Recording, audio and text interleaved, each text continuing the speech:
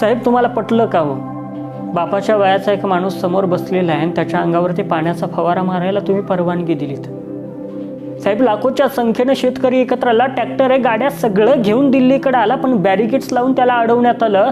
साहेब जसं एखाद्या घरामध्ये कुत्र्याला परवानगीने असा बोर्ड लावला जातो तशी अवस्था तुम्ही शेतकऱ्यांची केली.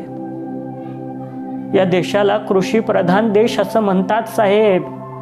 हा निर्णय घेताना एकदा तुम्हाला आठवण झाली नाही का?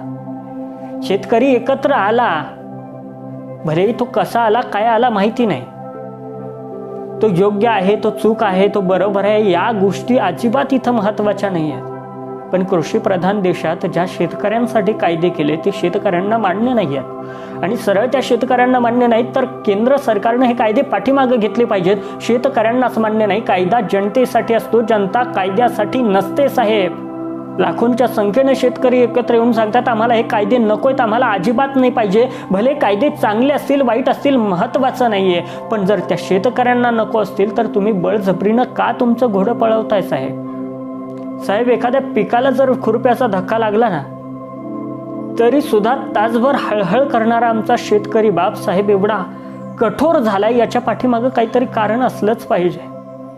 एवढ्या मोठ्या संख्येनं एकत्र येऊन आक्रोश मांडलाय त्या शेतकरी बापानं, इतक्या हळव्या मनाला तुम्ही कठोर बनवलं साहेब, त्यात काहीतरी गोंधळ असला पाहिजे. मी अनेकदा सांगत असतो शेतकरी मेहनतीच्या बाबतीत कमी पडलाच नाही, कारण की सकाळी 7-8 वाजल्यापासून तो शेतात आहे, संध्याकाळी 10-11 वाजेपर्यंत एवढंच काय. तर ज्यावेळेस लाईट येईल त्यावेळेस शेतकरी वावरात आहे. 1 वाजलेला असो 12 वाजलेला असो कधी शेतकरी वावरात आहे. शेतकरी मेहनतीच्या बाबतीत कमी पडलाच नाही साहेब. साहेब कमी पडलीत आपली धोरणं. मला बाकी काहीच म्हणायचं नाही, पण साहेब शेतकऱ्यांशी तुम्ही वागलात ते चुकीचं वागलात. बाकी काही नाही, पण शेताला लावलेल्या कुंपणावरती भरवसा असतो की हे कुंपण शेताचं रक्षण करेल. पण त्या कुंपणानं जर शेत खायला सुरुवात केली ना तर साहेब काहीच हातात शिल्लक राहणार नाही. त्यामुळं आता तरी जागा व्हा. शेतकरी देशाचा कणा आहे हे मान्य करा. मी जरी महाराष्ट्रातून असलो ना तरी सुद्धा शेतकरी ही माझी जात आहे आणि मी माझ्या जातीसोबत कायम उभा असणार. I support Indian farmer.